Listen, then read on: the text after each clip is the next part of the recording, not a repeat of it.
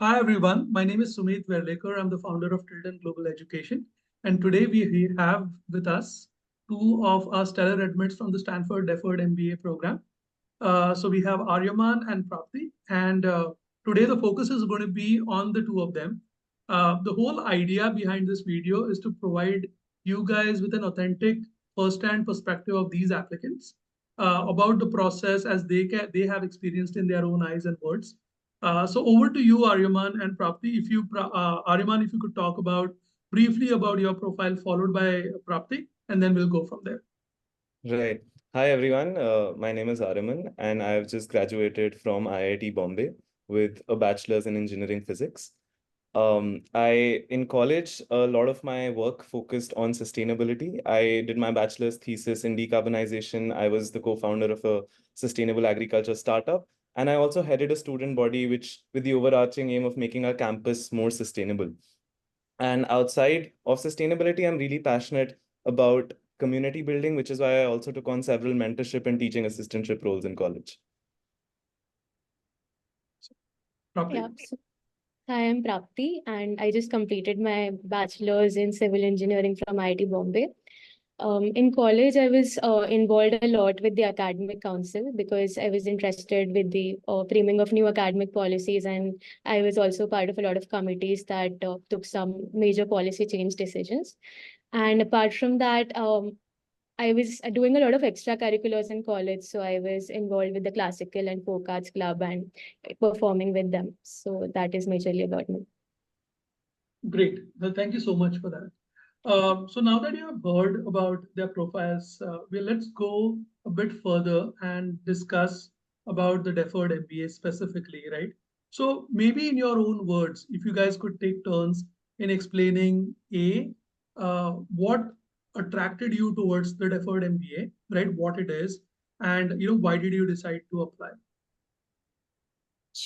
Sure. So, for me, firstly, I was very sure that I wanted to do an MBA because from the start itself, I was attracted towards non-core side of things and also a business side of things. And that is why I also ended up pursuing related courses at IIT Bombay. And I was very confused whether I should do an MBA in India or do an MBA in abroad. But after discussing with people, at my seniors at my college and at the firm I interned with, I realized that with my goals, I think a deferred MBA specifically from an Ivy League or a US university would be better and would help me achieve my goals in a better and streamlined way. And that is when this was around in the first semester of my fourth year that I decided that yes, I want to do a deferred MBA and go forward with that. Yeah. Right. So, and I'll talk about this a bit later, but I think what Prapti did was very wise. I started my process extremely late in the February of 2024, just a couple of months before admissions deadlines, and it was very haphazard. But coming back, I personally feel, this is a very important question because it is a very involving process, and it's going to take a lot of your time and energy in your fourth year. So you must really only do it if if it's very clear to you why you're doing this. Otherwise, it's very easy to lose track or become demotivated. So in my case, I'd say the number one reason for wanting to go for a deferred MBA, of course, the fact that I need to get a business perspective to my technical knowledge in order to achieve my long-term goals is there. But the deferred MBA sort of offers me the flexibility and risk taking freedom that I need in these next 3 to 4 years, right? Like, say, for instance, I'm joining a consulting firm right now, but if after a couple of years I feel like, I want to be a part of an early stage startup, or I want to do something which is unconventional and risky and might not fruitify, I have that guarantee that, okay, I have a deferred admission. Even if what I'm doing fails, I can always do my MBA and then come back into the corporate world to something more stable. So that sort of freedom and mental, it gives you a lot of mental space, that you have something secured already as soon as you're graduating. I'd say that was what really motivated me to apply for the deferred MBA. Great. So just for the people who are wondering what a deferred MBA is, A deferred MBA is essentially another pathway towards joining the full-time MBA program, right? So as you guys know, for a full-time MBA program outside of the US, especially in the top schools around the world, including in the US, what you need is after you graduate, which is your college essentially, you need at least on an average, the full-time MBA class has the average experience of that class is around 5 years, roughly. Okay. So what people do is they graduate from their college and then they work on an average for 5 years and then they join the full-time MBA program. The reason being is that the full-time MBA program abroad stipulate that you need to have at least 2 years of full-time work experience after college, right? Which essentially disables college students, right, from applying immediately and starting immediately. What the deferred MBA does is gives you an opportunity to apply for the full-time MBA program while in your final year. And that process, that pathway is called the deferred MBA. Deferred essentially means delayed, right? Or postponed. You're kind of pushing it forward. So essentially you're applying now, you're getting an admission while you are in your final year, and then after completing 2, 3, 4 years of experience, you're free to join the full-time MBA program, right? Aryaman and Prapti, do you want to add anything to what I've said from your own words or perspectives? No, I think that was pretty succinct, Prapti. Yeah, I think I have nothing to add. Okay, so one of the key things, right, one of the most common questions that people typically ask, and this is actually not just for the deferred MBA, but also for full-time MBA, for masters in finance or masters in marketing. That million-dollar question is, do I have a chance, or is my profile good enough to apply, right? So let's kind of train our sights on the deferred MBA here and think about how do you really self-evaluate if your profile is good enough, right? So I would maybe let Prapti go first, followed by Aryaman. And then, I will obviously add my 2 cents on, how can you self-evaluate if that's the right path for you to follow. So Prapti, yeah, why don't you take it forward? Yeah, sure. So, firstly, I think what is very important is that you should have the interest in doing that because, as Aryaman rightly said, it's a tedious process and it's a marathon that will be going on for around 6 months straight. So you should be very clear that you want to apply. That is the foremost thing that is required. Secondly, I think profile-wise, a lot of people have these doubts whether we are the right candidate or not. But I think you should just have faith in yourself and apply. For example, me, I was not a 9+ pointer. I was so I was not very sure whether I should go ahead and apply with the GPA that I have. But I was but you should always just take a chance, and if you feel that the rest of your profile, so the rest of my profile aligns with the with the need of an MBA, and I was very clear on my goal that what my long-term goal is and how an MBA aligns with it, and I think I went with it. So first and foremost should be your intent to apply, and why an MBA is absolutely necessary for you. And when you go through your profile, it will become very clear whether an MBA is necessary for you or not when you do some amount of self-reflection. And if you feel going through your profile that yes, as a next step, an MBA is necessary for me, then I think you should definitely apply, leaving aside some standard you know, there are one or two gaps in each and everyone's profile, as I mentioned about mine. So I think we should just completely take the leap of faith and apply a basic sanity check of your intent firstly is very important. Right. And to add to that, I'd say that, for US universities, compared to Indian universities, the process is far more subjective and far more involving. So they look at so many things beyond your resume and your GMAT scores. You're supposed to write essays, you have a very long interview. So they do want to put your profile into context. So, of course, it's not necessary that somebody with a 10 GPA have a better chance than someone with an 8.5 GPA, given that the person with the lower GPA has, made significant contributions to whatever things they were part of in college. Or, they also put your background into context. So it is, do not look at your solely at your resume and your GPA and decide that you shouldn't apply for this. Really put things into perspective and think, as Prapti mentioned, think about why you want to do an MBA and whether all of that you've done so far, even outside of your resume, if it aligns with the need of an MBA, and if you feel like you really have a good shot there. So I'd say that there would be few profiles I feel who should not apply for an MBA, because largely I think if if there is a need for it and if you have an intent, you should definitely give it a shot. Sure. Yeah. I mean, I completely agree with all of those points. Just to kind of give you guys some, and that's what makes it, a bit difficult, right? To completely have. It's not like a black and white thing. So it's not like, all right, I have a sub 8 GPA. Should I apply or not?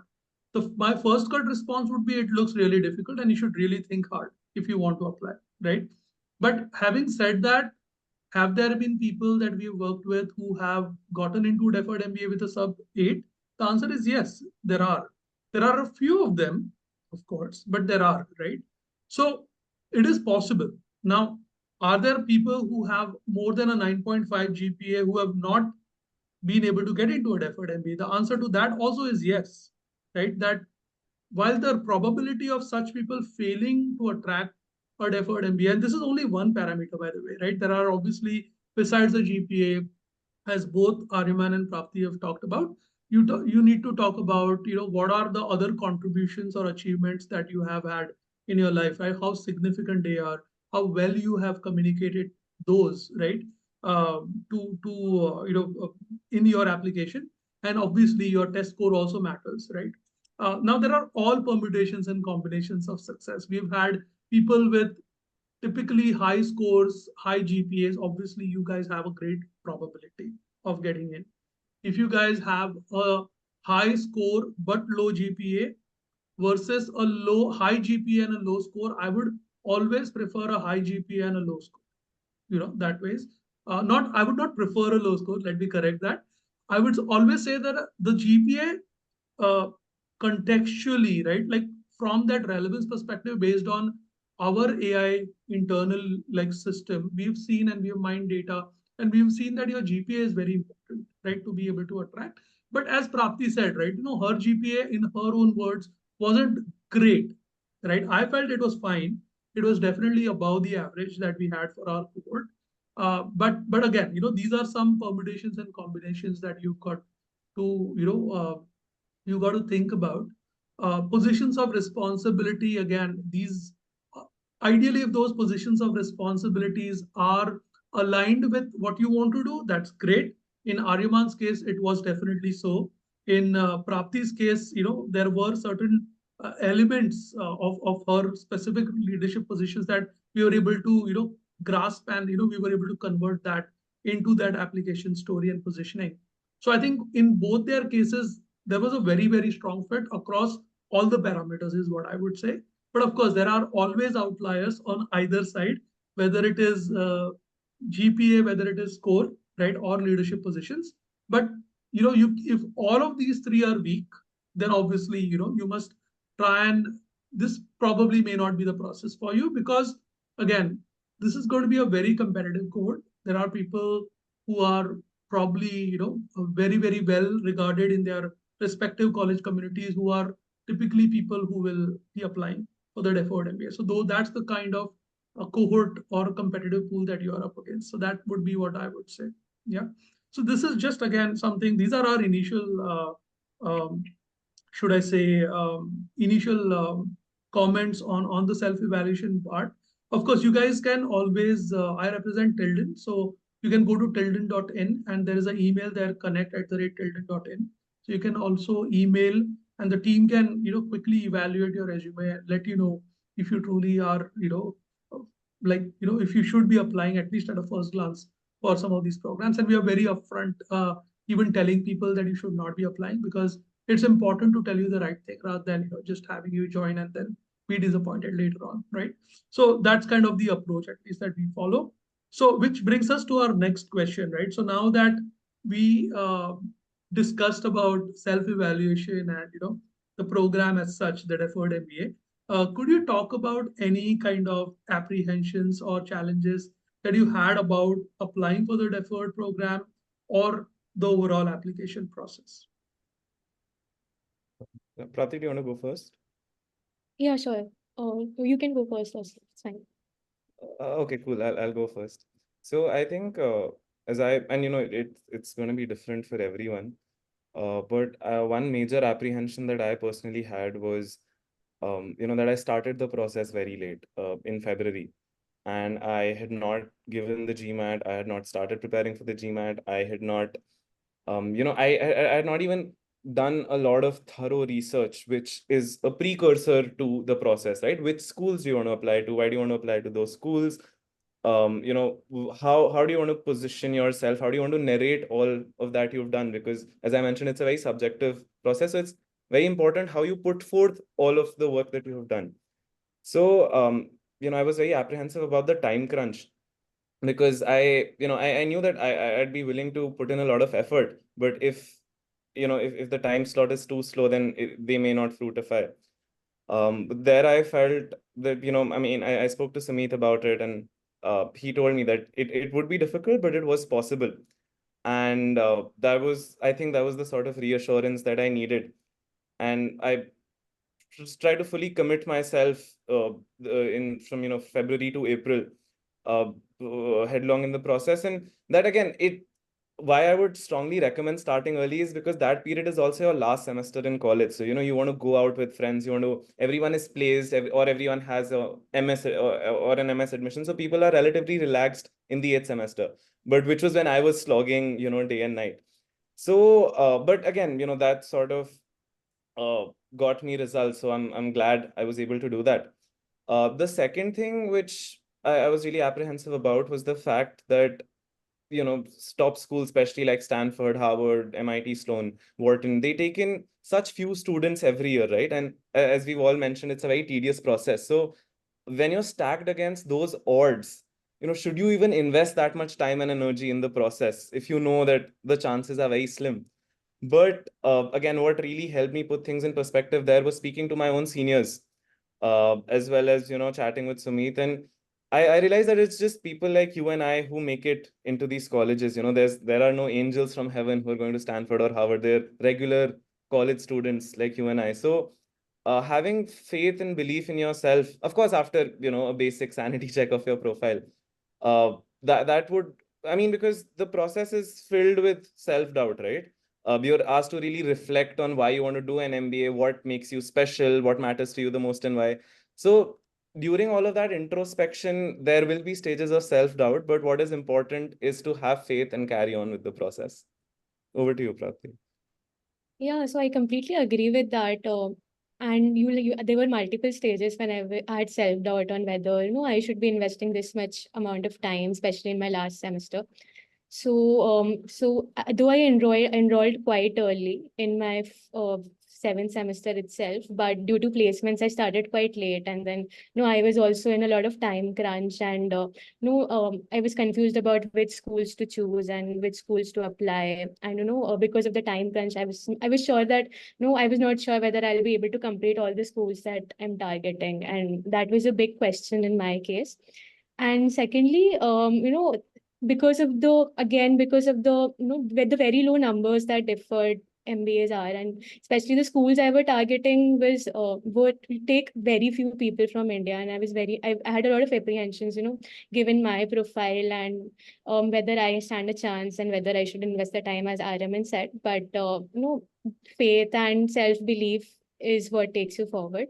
And apart from that, I was a third apprehension that I had was that I had a change of sector. So I interned in a consulting profile, but my final placement is in FMCG. So this was, I think, slightly unconventional because I had not seen a lot of people who had change of sector like this.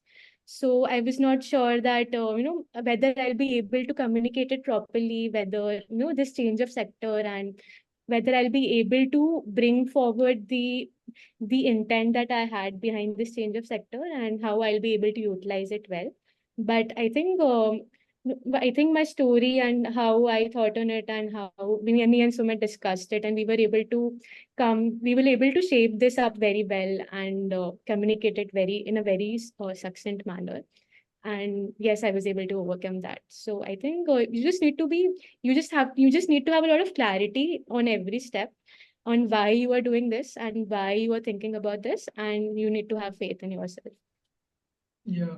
So in Prapti's case, I'm pretty sure that that shift from from consulting to FMCG was the secret sauce. Honestly, I mean, if I were to like really pinpoint one thing, right, and obviously not providing a lot of detail there, but obviously she and I discussed the specific thing, right, there, and the discovery of certain facts and things, and that's basically where we were able to align on that, and we were able to communicate that well enough.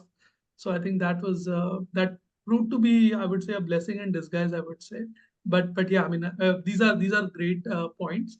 A lot of people also so one of the things, so for example, given the cohort um, that we had, right, one of the things what we always, there were also people who had finished all of their applications by end of February, Wow. right? There are also people like that, and then the deadlines for the deferred MBA are in April, right? So there are people who had finished like 5, 6, 7 applications, 8 applications, by March, and a lot of people had almost like 40%, 50% of our batch, had finished off their applications, of course. And then there are obviously people who were, working, application to application. With some of you guys, you finished your first schools in February, March, that way. And of course, for the rest of you, obviously it was, sometime later on. So yes, I agree with Aryaman specifically that obviously the more time you have, the more time you get to introspect on what you really want to do, how you want to approach the process, what are the precursors like the GMAT prep, your profile building, all of these things you can just have more time for, right? So the idea would be to try and self-evaluate early as possible, and then start, right? That way there are also people, for example, who started working on their applications in the seventh sem. That now that's not possible for everyone, right? Seventh sem being like around August, September of the year, before the deadlines are in April of next year.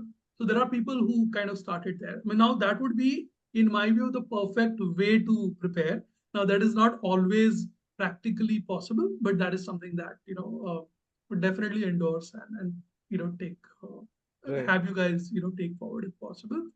So And just that's to it. add to that, Sumeet, I think what is very important with starting early is that, even if you don't have a PPO and you want to seriously prepare for placements in December, you can still begin the process early and at least think about the process, which schools you want to apply to, what are there any gaps in your profile? Well, as Prapti and I mentioned, why do you really want to do an MBA? So as in when you get placed in December, then in the first or second week, you can hit the ground running, because the precursors are also as important as the actual process itself, because without them, you'll be lost in the process. So you can at least do the pre-work during your 7th semester, and then as soon as your winter break starts, just dive headfirst into the process. Yeah, couldn't Yeah, I agree think more. that's absolutely right. Sumit was constantly telling me to focus on GMAT in my seventh semester, but I was just too preoccupied with placements and like I didn't do it. And then, there was a lot of time crunch that I had, preparing for GMAT and then starting with the essays. And you just can't start with the essays once you have a good GMAT score in hand. It's just that mental block that you have. So I think it's definitely very good that you start early, and especially I think this year a lot of people start with placements and also got good admits. So I think all of us will serve as a example to for people to start early and learning from our story. And yeah. I definitely call upon you guys to kind of drill down this particular message to the upcoming cohort for sure. So yeah, I mean about the process, maybe if you guys could briefly talk about so the first thing that we typically do is we really kind of evaluate when you come in, right? We evaluate the profiles and kind of discuss like what are specific things that you need to potentially, to build your profile, or what are the gaps in your profile, right? Now, this happens obviously if you come in early in the process. If you're obviously coming in late, then we do not have the time to like really go through that particular thing, right? So that's basically what we do. That is followed by, like understanding your profile and developing a narrative, right? Which you're going to be really talking about in the application. And that's followed by the shortlisting of schools, and followed by the documents that the schools need, which is essays, resume, and the letters of recommendation, so on and so forth.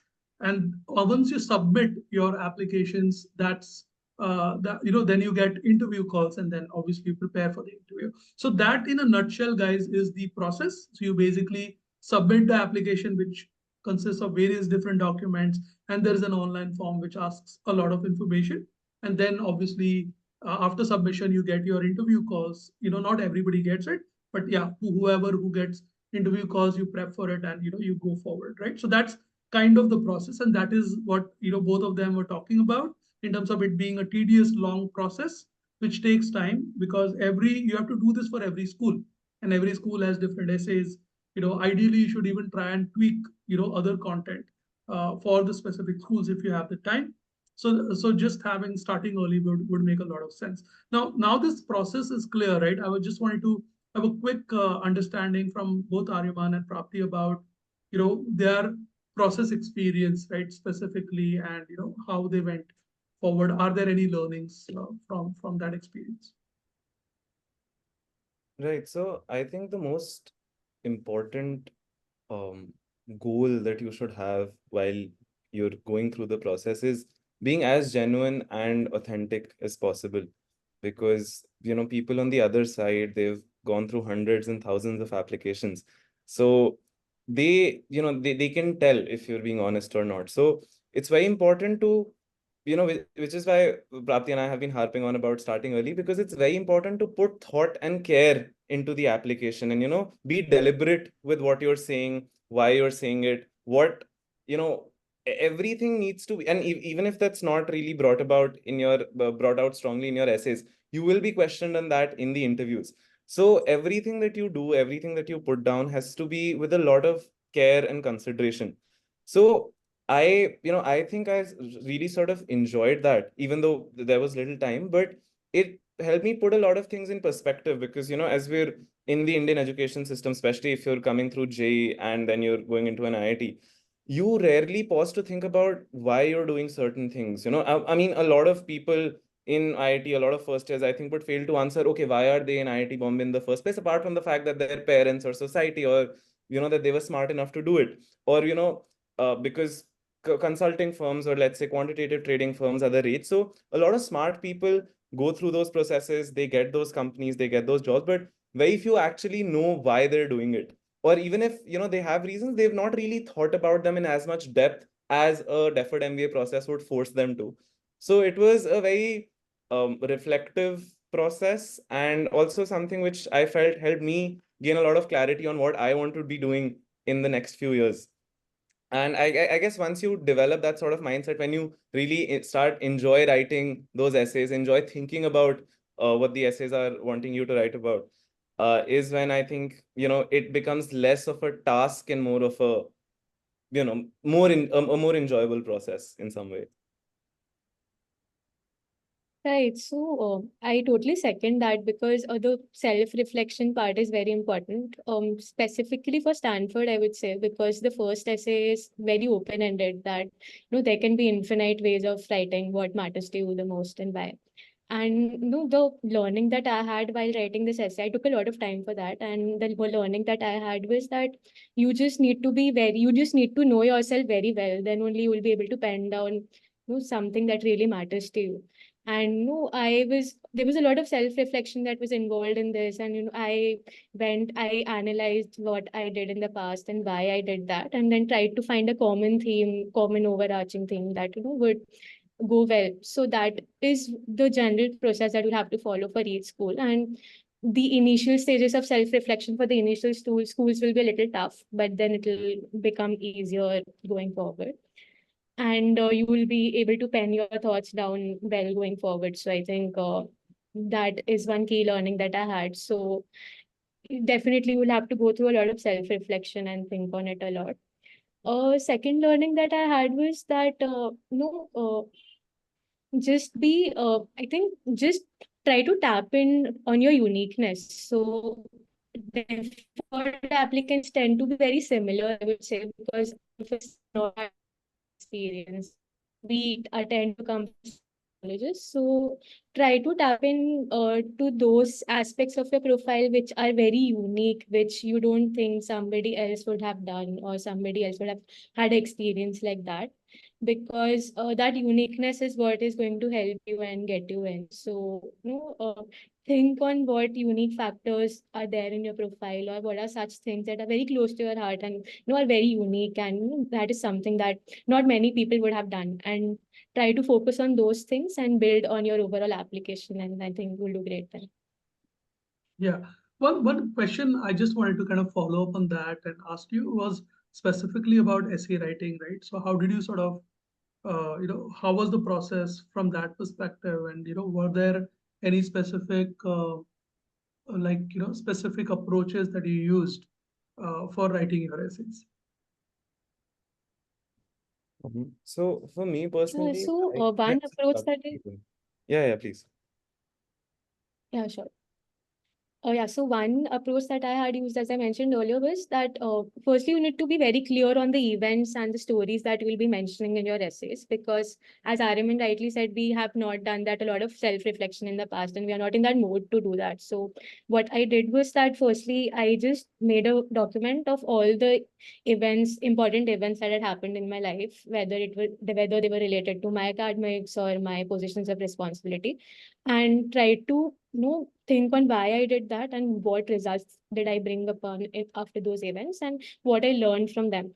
And once you have that self-reflection done, and once you have that list of events ready, then you have material to write down in your essays. And once you are very clear on what unique quality each event or each story has in your application, you can also beautifully stitch them up together. So for example, you can find relations between some stories in your positions of responsibility or some stories, in your professional life that you have had, and try to link them up all together, find a common theme, and make them all flow very beautifully. Because what I feel is very important in the essay is a flow. So it shouldn't be that you tell one story and then you abruptly start with another story. All the stories should be linked with one another, and try to show what kind of a person you are and what kind of goals are you looking forward to, and how build upon your overall personality.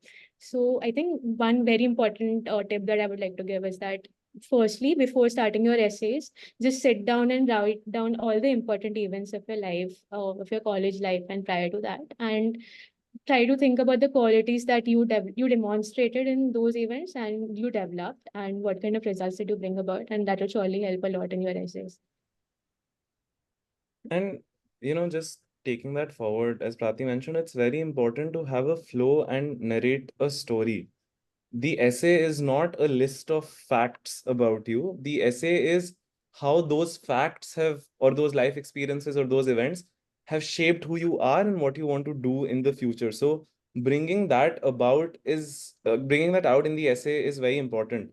And for me personally, I feel, as Prati mentioned, having some sort of base or structure is very important. Uh, because it's very hard to paint on a blank canvas, but if there's already an outline, you'll find it easier to color between the gaps. So just think, I mean, as and when you're approaching an essay, just think about, what is it that you've already done which would tie into what the essay is asking you to do. Write those down and then think about how you can actively craft it into a meaningful story. And this would, again, there'll be different kinds of essays. So some essays will be more objective than the others, where you're talking about what you've done in college or how your long-term goals align with what you've done in college, which are less abstract and more concrete. But coming to Stanford's first essay, which is what matters to you most and why, I spoke to a few previous admits, and that is actually something that, it gives you a lot of space to be genuine, because someone had spoken about their grandmother, someone had spoken about their pet, someone had spoken about a society in college, someone had spoken about a virtue. So for these essays as well, you really need to sit and think and have a structure that, okay, this, I want to speak about X. And there are these 4 or 5 instances from my life where I think X has really shaped who I am and what I want to do. Because if you just sit down to write, you will probably get a block, or you'll end up wasting your own time. So doing, again, all of that pre-work, pre-thought is very, very important for the process. Excellent. So let's go to letters of recommendation now, right? Which is obviously going to be an integral part of your application. Now, some schools require one letter of recommendation, some require two, most require two, right? So let's kind of talk about, how did you identify the right recommenders, and what was your overall approach towards working with your recommenders as such? Prapti, do you want to go first? Yeah, sure. So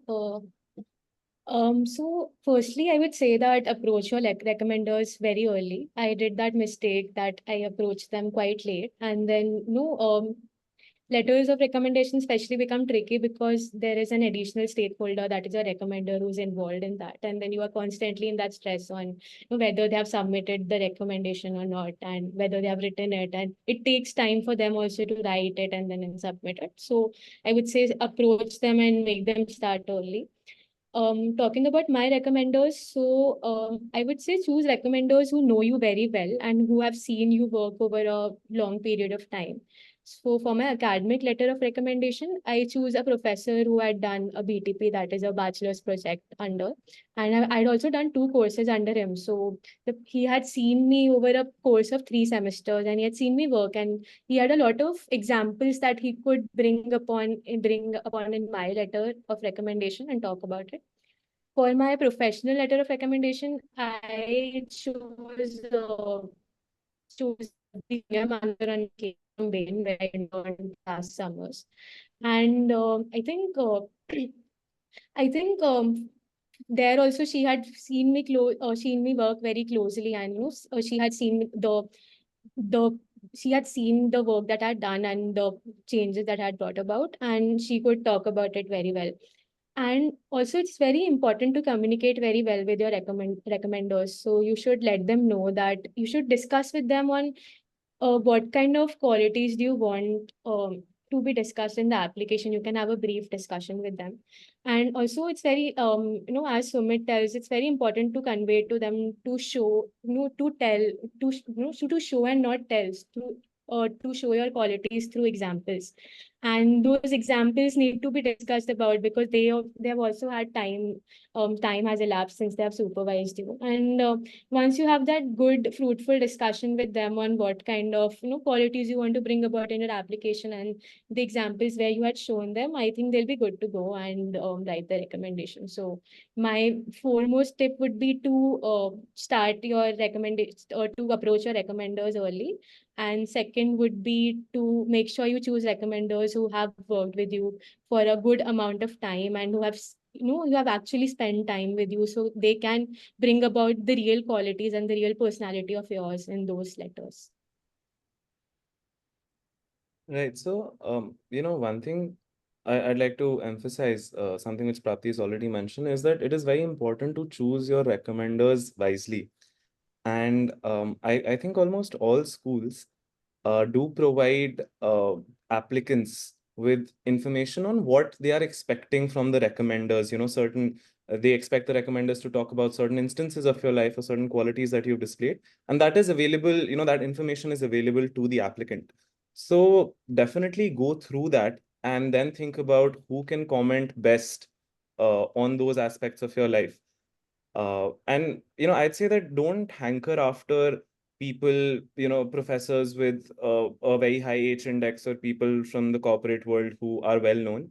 It is far more important to have someone who may not be as celebrated, but knows you at close quarters and can really talk about a lot of aspects of your personality. Because again, this is not just an objective assessment, right? That Prapti did XYZ at my company, or Aryaman did XYZ at my company.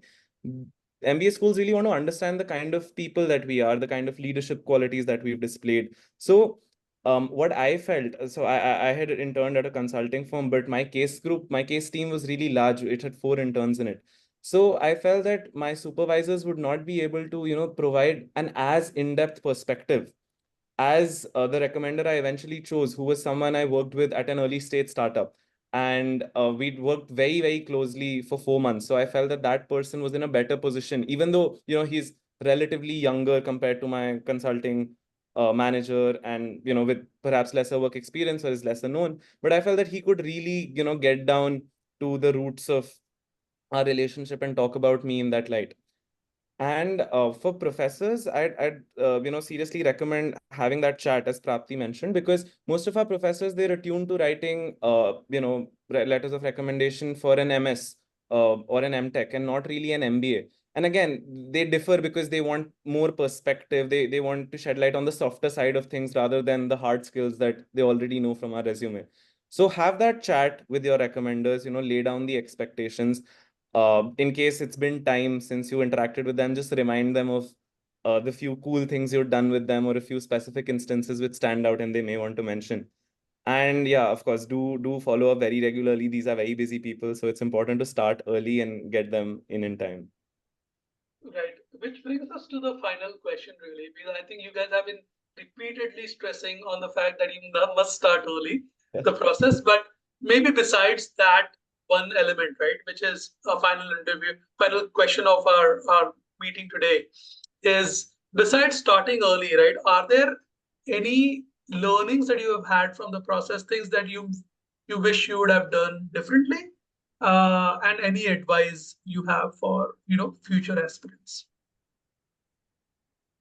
So one thing which I think really stood out for me was the fact that, and this is especially relevant for Stanford, and in the interview, is that it's very important to be genuine in the process, because they will really drill down during the interview and ask levels of questions as to, okay, so you've spoken about a particular initiative that you took as a POR holder in college, and we were typically prepared with, okay, why did I take this initiative? But then they'll ask you, okay, were all the different stakeholders happy with that? What were the kind of difficulties that you encountered? As Sumeet mentioned, would you have done something differently? Do you think X person would be satisfied, or if how do you think this will translate to your learning at your company? So it is very important to actually sit down and think about a lot of your life experiences, because as we mentioned before as well, we're, as Indians, we're not very tuned to that. We live from competitive exam to competitive exam. We're focusing more on the objective side of things. But here is an opportunity for you to actually actively display what is it that makes you very unique. And I think it really helped me, because all through my third and even in my seventh semester, I honestly hadn't thought about a deferred MBA. So I was actually doing things which mattered to me, which felt fun to me. And in hindsight, that was something which I felt made my profile unique, because it was all, I mean, 90% of my profile was just sustainability, because I was having a lot of fun doing it. Typically, if you're stressed about, if you start thinking about things very early, you might try to do things a certain way, or do a particular activity which you're not really passionate about, which is not the idea of starting early. It's about just identifying and trying to mull over the process and get down to doing it, but just do things for you know a genuine likeness towards them. And I think that is what will really help you communicate with the admissions committee. Yeah, so I totally second that. I think a passion towards doing things is very important, and that will help you bring them up on in your story and in your essays very well. Some few key learnings that I had was that, firstly, just keep contingencies ready. So for example, I had thought that I know I'll be able to I'll be able to clear my GMAT in the first attempt itself, because I was scoring very well in the mocks and it was going great. But things turned out to be that I didn't get my desired score in the first attempt, and then I had to take another attempt, and all of that delayed my other processes and the other parts of the application. So I would say that, be ready for unexpected events and keep that in mind and plan your application process accordingly, because there are a lot of components. And one major factor that I struggled with was managing all the components and making sure that I was giving equal and amount of time to each one of them. So make sure that you are doing that well and try to manage all the components perfectly. And second would be that throughout the interview process and throughout the application process also, as Aryaman said, that it's very important to be genuine, and it's very important to have a clarity of thought. So because they like to go 3 or 4 levels deep onto what you have done. So I got questions which were completely unexpected on what kind of change, firstly, for example, I remember my interviewer asking me that this problem was out there, and then why do you think only you identified it and not someone in the past identified that? And all of these questions are very unexpected, and that you will be able to answer them only when you have clarity of thought on why you did that, and what was your intent in doing it, and you will be able to answer those questions well only then. So whatever stories and whatever instances you are mentioning about in your applications and whatever interests you are mentioning about, just be very sure and very clear on them, and that clarity of thought will sail you through. So that is one tip. Excellent. Yeah. So with that, we come to the end of this discussion. So hopefully you guys had a lot of insight and perspective from this very capable individuals. And obviously they were in your shoes just a year back. So, so it's something that you can do, but obviously it's something that you must also self-evaluate and figure out if that is something that you would want to do and if you are passionate about, right? So with that, I would conclude. Thank you, Aryaman and Prapti, for being here. I'd really appreciate your time. And yeah, of course, we look forward to, hearing from the rest of your viewers. In case you guys have questions, to reach out to us or to any of these two folks. And hopefully they will be able to, and I and my team will be able to help you out as well. All right. All the very best. Take care. Bye-bye.